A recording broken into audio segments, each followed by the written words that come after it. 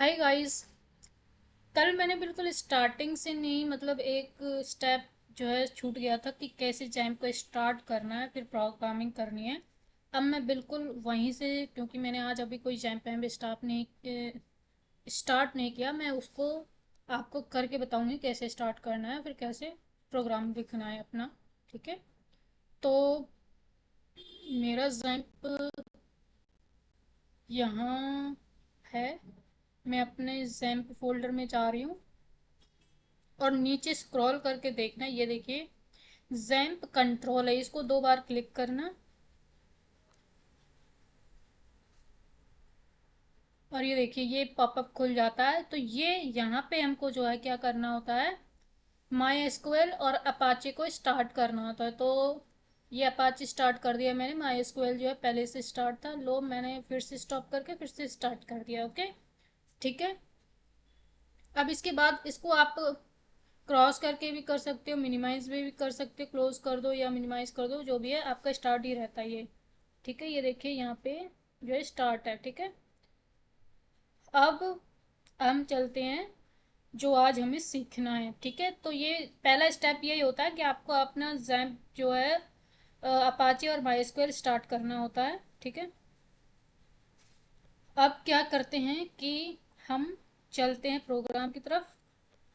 आज मैं आपको बताऊंगी कि फॉर्म को जो है कैसे हैंडल करते हैं पीएचपी में और कितने तरीके से करते हैं। तो मैं देखो अब यहाँ पे मैं आज देखो आज इसलिए मैंने कोई फाइल भी नहीं बना के रखी है जिस पे काम करना है, ताकि आपको पता चले कि फाइल भी कैसे बननी है कैसे नहीं बननी है। ठीक है। तो मैं यहाँ पे फाइल जो है क्रिएट कर रही हूँ, फॉर्म फाइल। ठीक है। तो ये फॉर्म डॉट पी ये हो गया, एंटर प्रेस किया, ये आ गए हम उस फाइल पे। ठीक है। अब इस फाइल में सबसे पहले क्या करना है, ये greater than and question mark फिर पीएचपी, इसके बाद आप काम कर सकते हैं जो भी आपको पीएचपी में प्रोग्रामिंग करनी है। तो आज मैं आपको बताऊंगी कि पीएचपी में फॉर्म को हैंडल कैसे करते हैं। ठीक है। तो मैं एक क्या करती हूँ, पहले तो इसे थोड़ा क्लोज कर देती हूँ मैं, और मैं जो है एचटीएमएल का कोड कर लेते, थोड़ा फॉर्म बना लेते हैं। ठीक है। तो मैं यहाँ पे फॉर्म बनाती हूँ। ये मेरी जो है ये बेसिक जो एक HTML पेज में होना चाहिए वो चीज़ें मैंने यहाँ पे आ गई। ये जो है जो BS कोड है, कोड एडिटर है, उसमें आप जो है कुछ एक्सटेंशंस जो है इंस्टॉल करके कर सकते हैं। तो आप जो है ये जो पूरा आप थोड़ा सा टाइप करो और अब बस आ जाता है लिखा हुआ। ठीक है। तो आप जो है अभी स्टार्टिंग में सीखते टाइम आप मैनुअली ही लिखा करो कोड को, तो इससे ज़्यादा याद रहता है और सीखते भी हैं। ठीक है। तो यहाँ अब ये बेसिक फॉर्म के बारे में तो आपको सबको ही पता होगा। मैं यहाँ पे अब फॉर्म बनाना शुरू करती हूँ। पहले थोड़ा एक हेडिंग दे देते हैं, अच्छा सा लगेगा। ठीक है। तो हेडिंग दे दी, फॉर्म सबमिट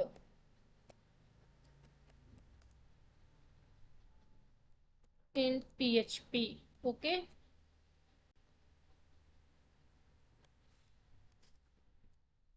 अब फॉर्म बनाते हैं।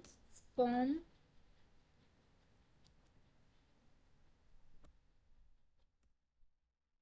ये फॉर्म का टैग आ गया है। अब फॉर्म में हमारे इनपुट्स होते हैं, इनपुट्स के फील्ड होते हैं। एक बेसिक इनपुट फील्ड होता है, इनपुट टैग होता है हमारा, जो कि हम जिससे डाटा जो है हैंडल करते हैं। तो ये इनपुट है और इसमें हमें देना पड़ता है क्या, टाइप, कि किस टाइप का डाटा हमें इस इनपुट फील्ड से हैंडल करना है। ठीक है। तो जैसे इसमें मैं क्या करूँगी, टेक्स्ट, यानी नाम जो है एक टेक्स्ट ही तो होगा, नाम भेजना है किसी का नाम, कुछ टेक्स्ट, टेक्स्ट टाइप मतलब कुछ टेक्स्ट में हमारा मैसेज कुछ डाटा होगा। ओके। फिर है इसमें नेम। ये जो टाइप एंड नेम है, ये जो है एलिमेंट के यानी टैग यानी एलिमेंट के, ये जो इनपुट एलिमेंट है, ये टैग है, इसके एट्रीब्यूट हैं क्या, टाइप एंड नेम। ठीक है, तो इसका हम नेम क्या लिखते हैं, नेम नेम ही लिख देते हैं, क्योंकि हम यहाँ पे नेम का डाटा जो है हैंडल करेंगे। ठीक है, और इसे अब क्लोज कर देते हैं। ऐसे ही एक और इनपुट टैग लेते हैं, और इसमें भी टाइप एट्रीब्यूट लगाते हैं, और यहाँ से क्या हैंडल करेंगे हम, और नेम एट्रीब्यूट भी ले लेते हैं। तो दूसरे में हम क्या इनपुट भेजें, नेम के साथ इसको वैसे टेक्स्ट टाइप करते हैं, क्योंकि यहाँ पे मैं मैं एज को भेज देती हूँ कि एज कितनी है, इस टाइप का डाटा हैंडल कर लेते हैं। ठीक है, तो हमें फॉर्म में जो जब इनपुट टैग यूज करते हैं, तो इनपुट टैग जो है तभी काम करेगा, तभी डाटा हैंडल करेगा, जब उसमें एक तो टाइप एट्रीब्यूट और दूसरा नेम एट्रीब्यूट होगा। अदरवाइज कुछ भी डाटा हैंडल नहीं हो पाएगा। ओके, तो ये दो एट्रीब्यूट बहुत ज़रूरी है। ठीक है,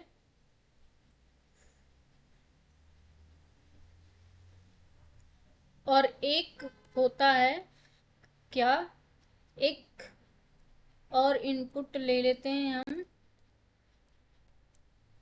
और इसका टाइप रखते हैं हम सबमिट, क्योंकि इस बटन से हम क्या करेंगे, सबमिट करेंगे फॉर्म को। ठीक है, और वैल्यू ले लेते हैं,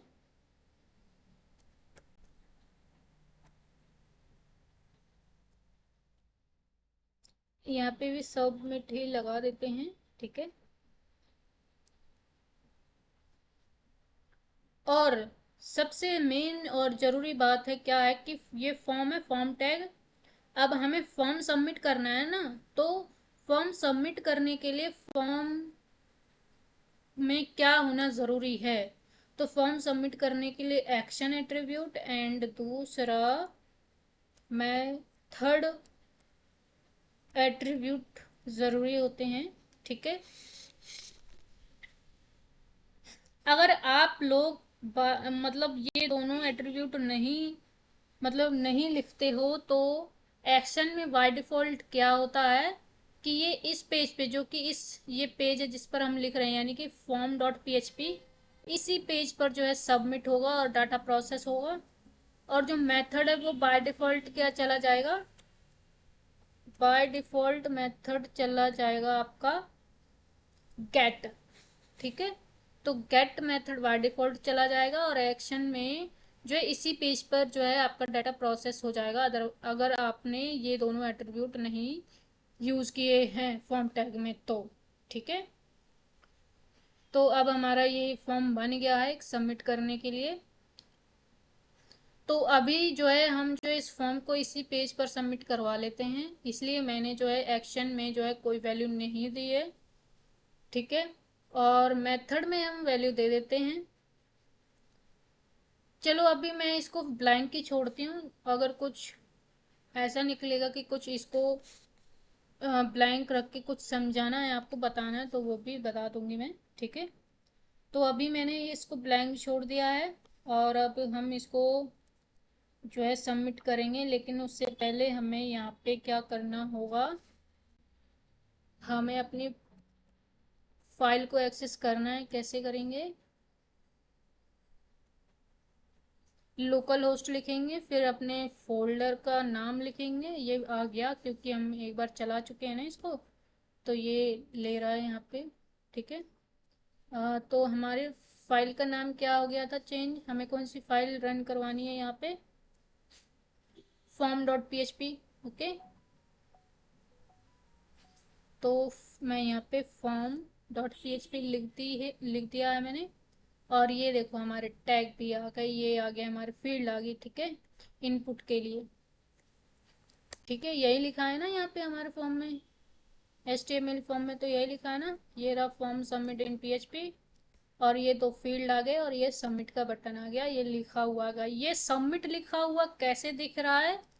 ऐसे दिख रहा है क्योंकि यहाँ हमने वैल्यू एट्रीब्यूट लिखा है, और वैल्यू में जो भी वैल्यू होती है यहाँ पे ब्रैकेट के, सॉरी, डबल कोट के अंदर, वो यहाँ पे शो होती है। देखो अगर मैं चेंज करके भी बताती हूँ, इसको मैं कैपिटल में लिखती हूँ, ठीक है, तो अब ये देखो कैपिटल में शो हो जाएगा, ये देखो कैपिटल का आ गया। ओके, और अब मैं यहाँ कुछ टाइप करती हूँ, कुछ वैल्यू देती हूँ, इनको इनपुट डालती हूँ इसमें। मैंने ये डाला, और ये देखो मैंने वहाँ पे मेथड में कुछ वैल्यू नहीं दी फॉर्म में, और ना ही मैंने एक्शन में दिया है, तो इसी पेज पर हुआ है ये। और देखिए मैंने जो पहला जो इनपुट फील्ड लिया वो नेम नाम का था, और दूसरा एज नाम का था। तो ये देखिए ये डाटा जो है, हमने जो भी डाटा जो भी भेजा है, जो भी प्रोसेस करना है, वो यहाँ पे यूआरएल में आ गया हमारे। ठीक है, तो बाय डिफॉल्ट अगर हम मेथड खाली छोड़ देते हैं तो वो गेट मेथड यूज करता है। और गेट मेथड में क्या होता है, जो भी हम डाटा भेजते हैं या प्रोसेस करते हैं, जो भी मतलब हम फॉर्म में जो भी डाटा सबमिट करते हैं वो यूआरएल में दिखाई देता है। ये देखिए दिखाई दे रहा है, ठीक है। अब क्या करते हैं हम, मेथड को चेंज कर देते हैं। मैं यहाँ पोस्ट लिख देती हूँ। तो अब मैं तो आपको ये बता देती हूँ कि फॉर्म सबमिट करने के दो मेथड होते हैं, कौन कौन से, एक गेट, दूसरा पोस्ट। ठीक है, अब मैंने पोस्ट मेथड कर दिया, अब देखते हैं अब क्या चेंज होगा। ओके, यहाँ इसको फिर से रिफ्रेश करके करते हैं, ठीक है, और ये हटा देते हैं। ठीक है, ठीक है, अब हमारा बिल्कुल क्लियर, बिल्कुल पहले जैसा हो गया। अब हम फिर से इनपुट को जो है यहाँ पे देते हैं। मैं नेम में यहाँ पे राम लिख देती हूँ, और एज यहाँ पे मैं लिख देती हूँ 23 दे देती हूँ मैं। और अब फिर से सबमिट करती हूँ। अब देखिए यहाँ यूआरएल में कुछ नहीं दिखाई दिया, ठीक है, नहीं है ना कुछ भी, हमारे वो इनपुट नेम कुछ भी नहीं है ना यहाँ पे। तो get method and post method में यह डिफरेंस होता है, तो कि पोस्ट मेथड से जो है यूआरएल में आपका जो है फॉर्म का डाटा दिखाई नहीं देता, और गेट में दिखाई देता है। ओके, अब हम कैसे चेक करें कि हमारा फॉर्म सबमिट हो गया है या नहीं हुआ है? तो अब जो है हम पीएचपी में काम करते हैं। एक्शन मैंने अभी भी खाली छोड़ा हुआ है क्योंकि इसी पेज पर जो है हम जो है इस कोड को जो है हैंडल कर रहे हैं। ठीक है, पीएचपी का कोड हमने इसलिए टैग यहाँ पे लगा रखे हैं। और हाँ, अगर आप उसी फॉर्म वाले पेज में ही अपने डाटा को प्रोसेस कर रहे हैं, तो हमेशा जो पीएचपी का कोड है वो फॉर्म से फॉर्म के ऊपर ही लिखा करो। ओके, तो अब मैं यहाँ पे एक इफ कंडीशन लिखती हूँ, और एक इस सेट करके एक छोटा सा फंक्शन है जो कि ये चेक करके बताएगा कि हमारा फॉर्म सबमिट हुआ या नहीं हुआ। ओके, और यहाँ पे मैं ये सबमिट लिखती हूँ, ठीक है, ये वैल्यू पास करती हूँ,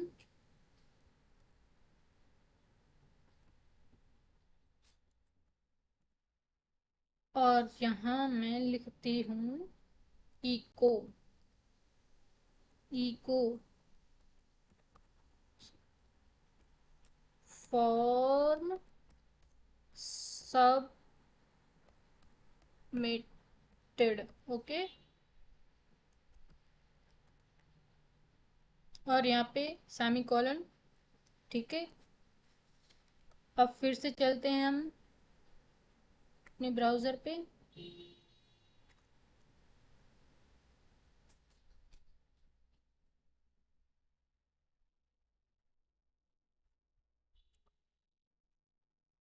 ठीक है, तो ये मैंने रिफ्रेश कर लिया अपना फॉर्म। और अब मैं इसमें फिर से कुछ भी नाम दे देती हूँ, मैं गीता लिख देती हूँ। यहाँ एज में 34 कर देती हूँ और सबमिट करती हूँ। ठीक है, तो यहाँ हमारा फॉर्म सबमिट नहीं हुआ क्योंकि यहाँ पे कुछ लिखा हुआ आ ही नहीं है, जो इको करवाया नहीं आया है। तो एक बार फॉर्म इसे चेक कर लेते हैं, हमने कोई फंक्शन में गलती तो नहीं की। फंक्शन ठीक है हमारा। सबमिट।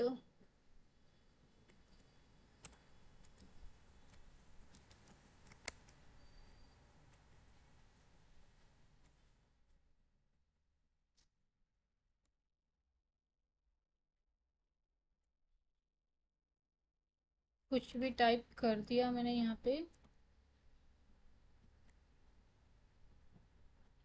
ठीक है, एक बार देखिए, ये जो फंक्शन है यहाँ पे नेम एट्रीब्यूट पे चलता है। ठीक है, यहाँ पे नेम एट्रीब्यूट नहीं लिया मैंने, तो मैं यहाँ नेम एट्रीब्यूट लेती हूँ।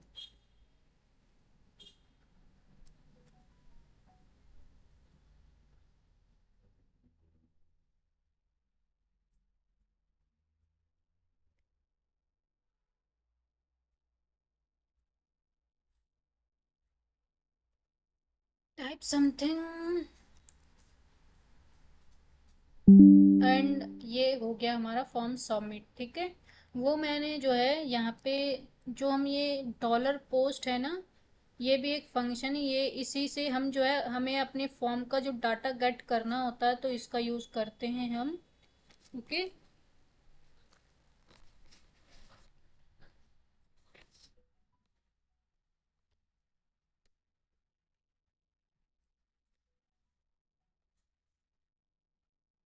ठीक है, और मैंने ये जो है ये नेम एट्रीब्यूट, जो है नेम एट्रीब्यूट की वैल्यू जो है पास करनी होती है हमें इसमें। ठीक है, तो इसकी वैल्यू जो है यहाँ पे ये तो सबमिट बटन है तो इसकी वैल्यू ये आ जाती है, और इस सेट का मतलब है कि ये वैल्यू, इस फील्ड की वैल्यू सेट है या नहीं सेट है, मतलब है या नहीं है, क्लिक हुआ या नहीं हुआ। ओके, तो अब हम देखते हैं, इसको फिर से रिफ्रेश कर लेते हैं और कुछ भी,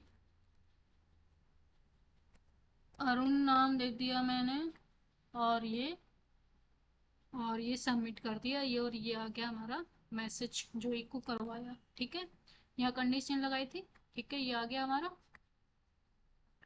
तो ये देखिए, इस तरीके से हमारा जो है फॉर्म सबमिट होता है। अब ये जैसे, ये तो हमारी, चलो इसकी जो है हमने चेक किया कंडीशन में। अब जैसे हमें ये चेक करना है कि इनमें क्या वैल्यू पास आई है, तो उनको कैसे गेट करना है, तो यही जो हमने लिया है डॉलर पोस्ट, इसको क्या करते हैं, एक वेरिएबल लेते हैं, नेम नाम का वेरिएबल लिया हमने यहाँ पे, और इसमें ये वेरिएबल क्या है कि ये जो इसकी वैल्यू, यहाँ से जो फॉर्म की वैल्यू इसमें आएगी, फॉर्म से वैल्यू। ठीक है, किस फील्ड की, हम जिस फील्ड की भी यहाँ पे, जिस इनपुट फील्ड की वैल्यू यहाँ पे रखना चाहते हैं, तो उसका नेम एट्रीब्यूट की वैल्यू यहाँ पे डाल दीजिए, और यहाँ पे इसकी वैल्यू स्टोर हो जाएगी। ठीक है, अब स्टोर होगी तो इसको इको भी करवाते हैं कि हाँ आई भी है या नहीं आई है, तो इस वेरिएबल को हम करते हैं यहाँ पे इको। तो यहाँ पे जो है इसकी जो वैल्यू आएगी हमारी फॉर्म से वो प्रिंट हो जाएगी। अब देखिए, मैंने यहाँ पे रखा, मैं अपना नाम लिखती हूँ। ठीक है, और एज